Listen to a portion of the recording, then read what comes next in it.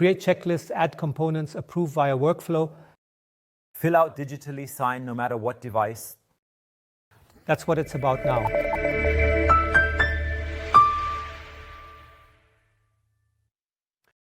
Welcome. It's great to have you here for Q.Focus topic on checklists.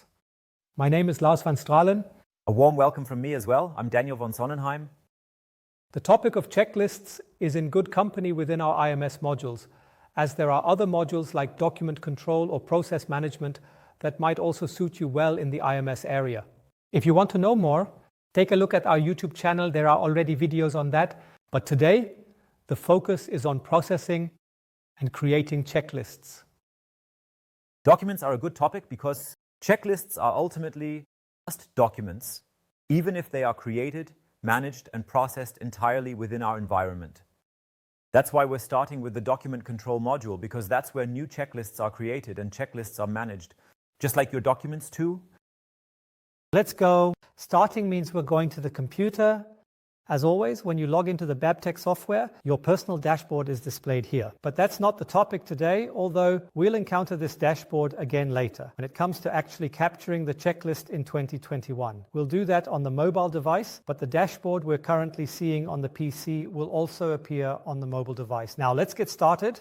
We'll do that on the mobile device, but the dashboard we're currently seeing on the PC will also appear on the mobile device. Now let's get started. Open the module bar. Click on Documents, and we land in Document Control. What do we see here, Daniel? How is that structured? Document Control gives me the ability to organize all my reference documents.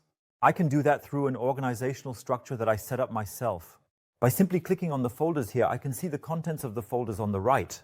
In here are all the reference documents that I've uploaded or all the checklists that I've created. When we talk about other reference documents, they are often document-based. Checklist is different. Its content is in the Babtec database. You'll see it created in Babtec software. With the checklist we're going to look at now, it's a bit different because the content of this document actually resides in the Babtec database as records. You'll see that shortly, as the creation of this document also takes place entirely within the Babtec software. Let's go into a document and see how it's structured. At first glance, this dialog doesn't differ at all from a classic document because on the left side, I can manage all the metadata for the document, which means the name, classic labels that I attach to a document for better structuring, an overview of the versioning of this document, as well as additional information like a free text description or other topics. The core element of the checklist is the right area because this is where the actual checklist is created. And the checklist basically consists of three elements. On one hand, the checklist, like a regular document, can consist of different pages.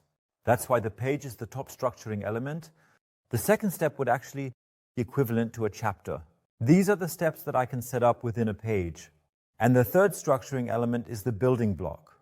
And the building block is actually the element that either conveys content or asks for information from the user.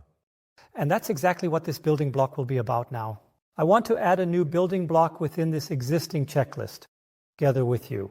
To do that, I'm scrolling down a bit in this list, going to the second step, and clicking on the function to add building blocks.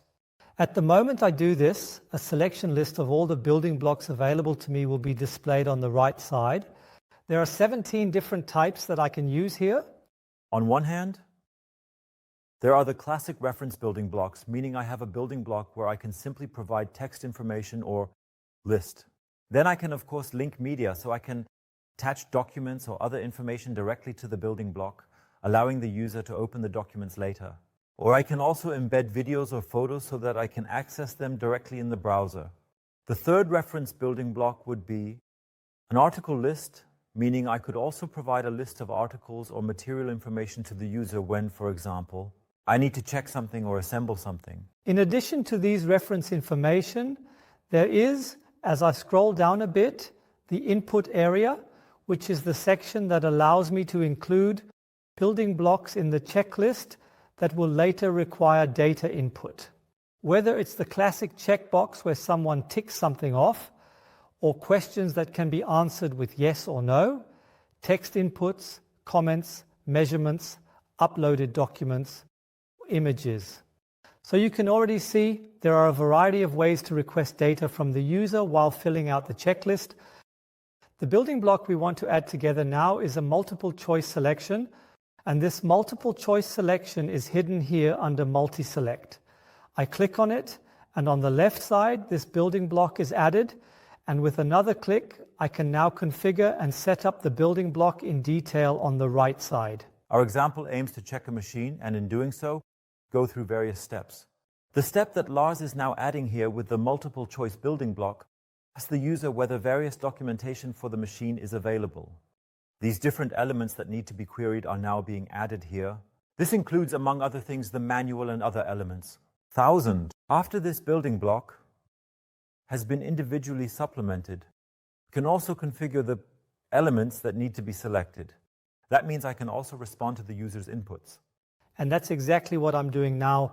I'm now going to take this selection of warranty certificate and configure it so that if the warranty certificate is not selected, it should be marked as not okay. And I would like to document this not okay assessment in the action management. And that's just a simple mouse click that I'm making here with a previously defined action group. That means you have an influence here on how the components are evaluated. This will then flow into the result of this checklist. I can also respond directly to the user's inputs with a measure that is suggested here, or rather, an action group from which the user can then choose later. Okay. So far, we've created a checklist that is processed linearly from top to bottom. Now, it could very well be that I want to work through different variations within the checklist, meaning I want to take different paths in the processing. How do I solve something like this? By using the branching function. That means, depending on whether you tap A or B, the checklist will either move to the second page or maybe directly to the third or fourth page. I can configure that through the branching itself. We have prepared an example here. The example aims to show, as you can see here in the bottom left, this checklist currently has 3 pages. There's the first page, which contains general information. Then there's the second page, which is supposed to look at the additional components. And the third page, 2001, provides the conclusion. And the processing of this second page should only take place under certain conditions. And I have already redefined these conditions. For that, I'm scrolling down here. This component, when I activate this component, you can see that it requires answering questions. There are 2 options. I can either answer yes, there are 2001 additional components, or no, there aren't any. And when selecting the questions, I would like to continue differently in the checklist, and I set that up here. If it says there, yes, there are additional components, then please continue with the additional components on the second page. But if no is said, then please go directly to the conclusion 2001. So it's very easy to determine how I want to navigate the different paths in this checklist. Finally, at the end of the checklist, everything is documented with a handwritten signature. That means the third page now includes a component that prompts the user to sign. I can sign in different ways. Sure, if I'm sitting at a notebook, I can do that with my mouse, so I can really put my signature down. But if I'm on a smart device that has a touchscreen like an iPad, iPhone, or an Android phone, I can sign directly on the screen and write my name in plain text underneath so that I've documented that I've completed this checklist or this component. I have filled out this component. While we're on the topic of free text, a quick detour into multilingualism. Of course, within the Babtec software, there is the option to maintain multiple languages at any point. So here in our example landscape, 2 languages are currently activated, and in each language, I can then provide the respective texts. With that, the checklist is finished as it is for now. I have added the components in terms of content, so there's still a way to configure the, how should I put it, global behavior of this checklist. I'm now going to remove this detailed view and show the general configurations for this checklist. Here I have various options. In the upper area, I could, for example, hide the results of these components from the person filling it out. That means when I fill out the checklist, I won't see whether my answer is right or wrong. This can be used for different scenarios. A classic would be a multiple choice test or some other knowledge test, where at the end I can say, okay, the employee has understood the matter or not. Furthermore, I can specify whether completing this checklist results in a decision being made, and also whether that decision is automatically determined by the answers I previously entered in the checklist, or if it's a manual decision that can be assigned to users. And that's the configuration we've just set up. So Lars, the checklist is a document, and documents are versioned in document control. That means they have to go through a workflow. They are processed, reviewed, and approved. And this checklist also follows that workflow. That means there's also a self-created workflow behind this checklist, which is currently at the step of editing. We have now completed the editing, so we can finalize this workflow step and move on to the next step. I'll go ahead and do that. So I'm saying here that I would like to complete the editing step, which takes me to the reviewing step that is being offered to me. I will also complete the reviewing step, accept this review, and that brings me to the final step of this workflow. Now the thing is, you've gone through all the steps yourself here and said everywhere, I have edited, reviewed, maybe even approved. Usually several people are involved. How can I integrate them? This is really the individual configuration of the workflow that is being applied here. So on one hand, I can of course design the workflow steps that we see on the right completely freely. Maybe they say they need 2 review steps. 2 different user groups must approve this checklist. That's one thing they can do. Additionally, you can define user groups within this workflow that are responsible for doing this, or are only allowed to do that. So we then take a mix of user rights plus assigned user groups, really specify who should be allowed to do something with this checklist. Okay, let's go ahead and approve the checklist. Final step. After this step, the checklist is then frozen in its content. When it comes to approval, there are still options to configure how checklist A will be presented to the user afterwards, and of course, to whom this checklist should be sent. For example, it could also be the case that this checklist is not a document to be filled out, but rather a classic guideline document where someone simply reads through the steps and follows them. And it's of course interesting to say, okay, I also want to know that the document has arrived, that the document has been read.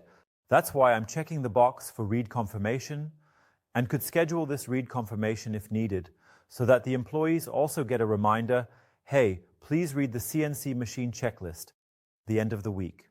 Another option is that you can enable comments for this electronic checklist document. Comments mean that within the document control, a comment section is activated for this document, where the readers can ask their questions, share their comments, and express their notes. And the information that there is a new comment will then automatically be reported to the responsible person with a message saying, hey, there's a new comment. And the document owner can even respond in this comment section, creating a chat function with information that is then available to all the readers of the document. And maybe that will already help one or the other case. Okay, then I will approve the checklist now. And with that, I have, as you can see here on the left side again, I'm zooming in, the approved checklist. In version 8, I now have my checklist in a published variant. So you've now completed the job, you've reviewed and approved it. Now it's about reading this checklist and of course using and filling it out. The question now is how the users can access this checklist, and there are various ways to directly access the checklist. The fact that there is a new checklist, I think, is a classic. Of course, you can notify them via email. Dear users, there is a new checklist available. In the email, there is a brief information about the checklist and a clickable link, so the user can jump directly into the checklist. That's one way. A second way is that the user can display their documents. So we've mentioned it a few times already. The checklist is a normal control document. And as a result, this document also appears in the My Documents view when it is assigned to me. And in this My Documents view, I can click to either look at the checklist here, since it's purely informational, or with a single click, I can say, use this tablet, and then create a checklist that I can fill out. Second way. Of course, there are also other ways to initiate the checklist through external systems. Now, the checklist exists in this system. To fill out the checklist, you can again manually initiate it. through a system integration into existing business systems, for example. The ERP system could also trigger the checklist, for example, when starting a production order in SAP, so that an employee is directly addressed with the checklist. 2001. Of course, I can also use another business system to trigger a checklist in Babtec. In addition to this automatic way, there are also annual ways to access this fillable checklist. One of the classics, let me click on that, you can take a look at the bottom right, is this function where I can copy a URL, a unique address of this checklist to the clipboard and now embed this URL in other documents. 2001, whatever. Yes, you want to have your link available in your BDE system or in your web-based ERP system. The second option is barcodes that you can print out and stick to the different areas in your production. And then the classic QR code scanner on your mobile device can be activated. You probably know this.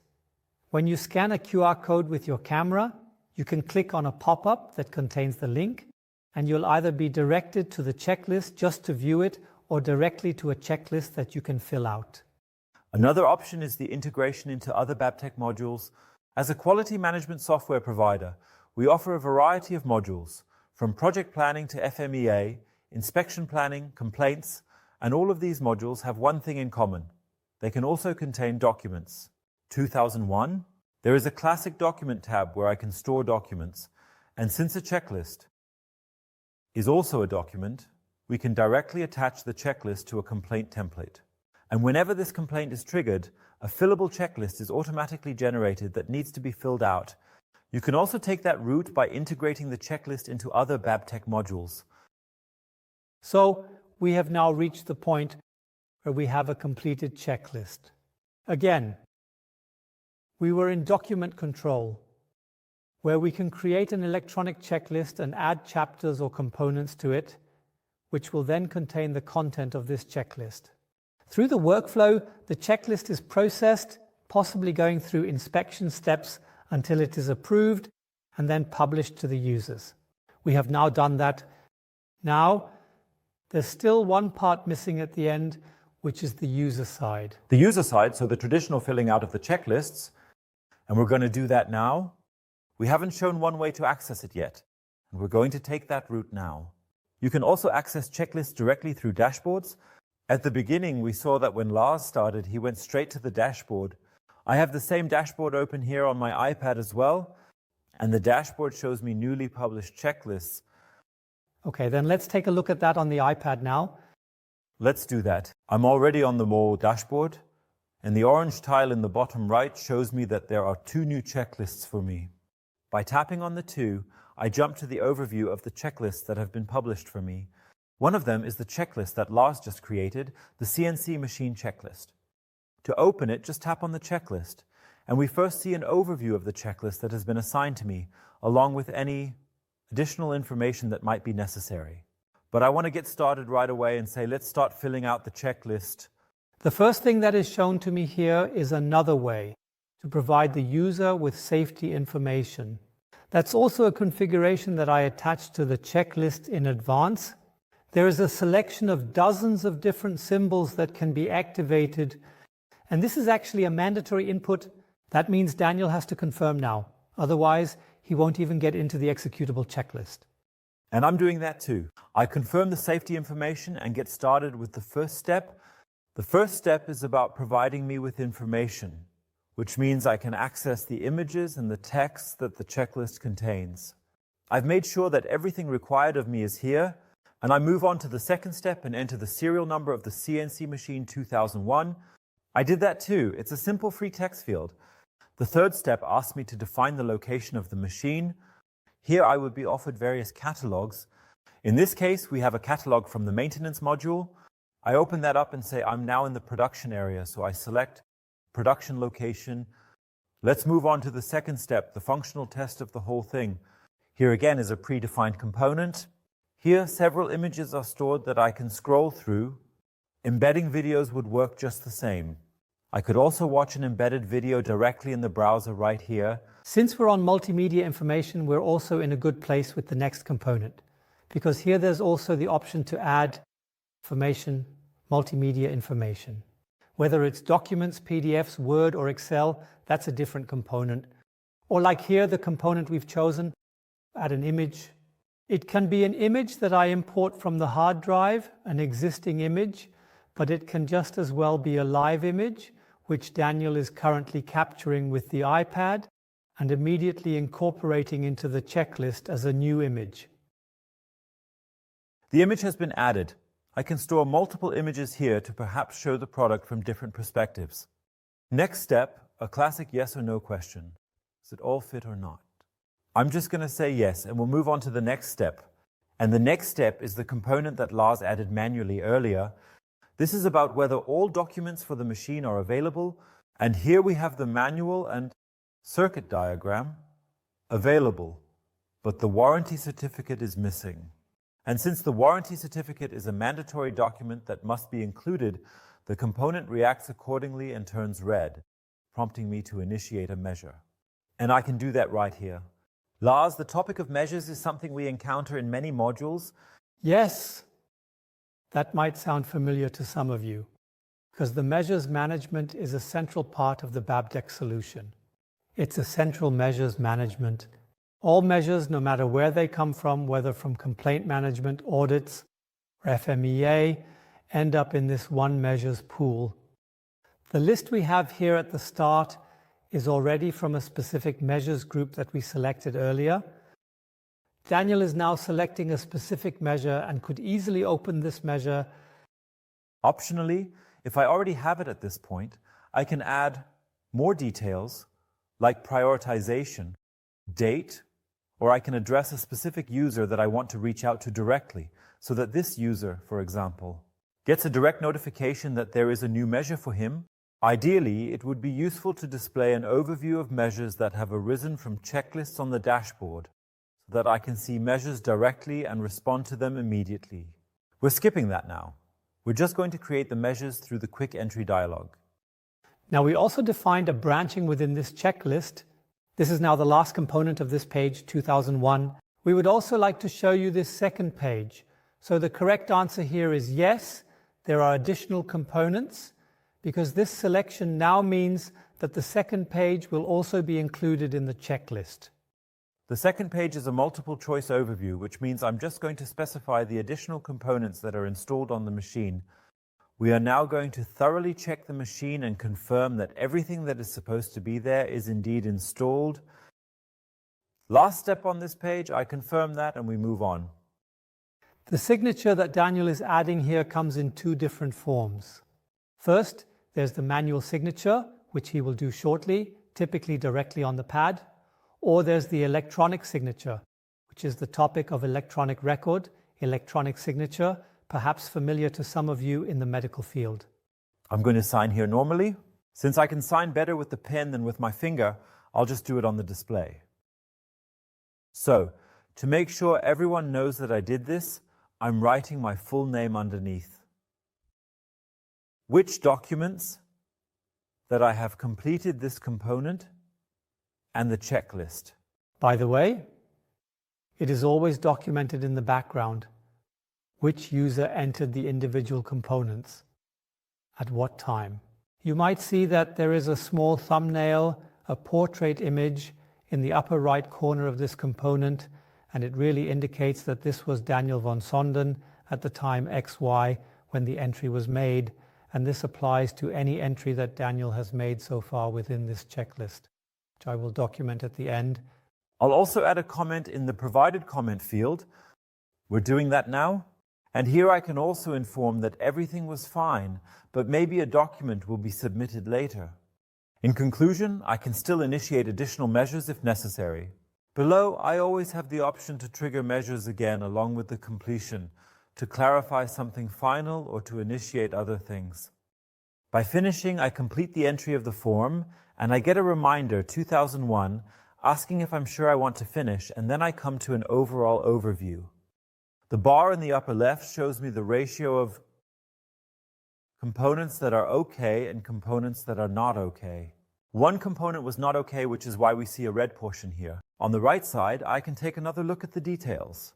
It's useful to break this down further, so I can only display the negative. responses, and they are now being broken down here to 2001. Here I can see which component was not okay, what the response was, and what actions were taken. In this case, a measure was triggered to submit documents accordingly. Daniel, now we're actually all set. We created the checklist, approved it, and set up a fillable checklist. Now a question for you. Now you've created this fillable checklist all by yourself. What if you involve 3 or 4 people in this fillable checklist? How do you handle that then? Yes, you actually have 2 options. You can work together on a checklist. You mentioned that every component that gets answered is recorded with a user and a timestamp. That means, theoretically, you can work with 2 or 3 users in the same checklist, one after the other, so that one fills out one part and the other fills out a different part. Okay, working one after the other is nice, but what if it needs to happen simultaneously? Maybe there are parallel processes that need to be worked on. For that, there's a way to bundle the checklist into what's called a checklist set. Within this set, I can list as many checklists as I want and say, okay, I want to start this set now. Then 2, 3, or however many checklists can be created simultaneously. And when all the checklists have been completed, this set is also closed. And with that, you can also have multiple checklists being worked on simultaneously by different people. This topic of checklists, or rather, the use of checklists is indeed diverse. We have now shown you a checklist which is relatively product-focused, i.e. setting up and testing a machine. Transfer functions to safety checklists impacting the whole company, including HR. Checklists for handling hazardous materials. Checklists in the area of occupational safety. Site inspections, so also topics that move away from this classic focus can be addressed now, yes, that go beyond the traditional quality area and really affect the entire company. Checklists in the HR area for onboarding, for example. Things that I just need to check off. There are no limits to your imagination. All this information, all the details about who did what and when, which recorded inputs were stored in the components, how long everything took and so on, ends up in the central SQL database. This means that the options for analysis are, of course, also available to pull something out of this database for reporting purposes, for example. If you liked the video, feel free to give it a thumbs up, subscribe to the channel so you won't miss any new videos in the future. If you want to know more about the product, just get in touch with us. You can do that through the website via the contact section, or you can speak directly to your contact person at Babtec. We are happy to be able to tell you both, maybe even more and in detail about the checklist module. Thank you very much. Thank you. Goodbye.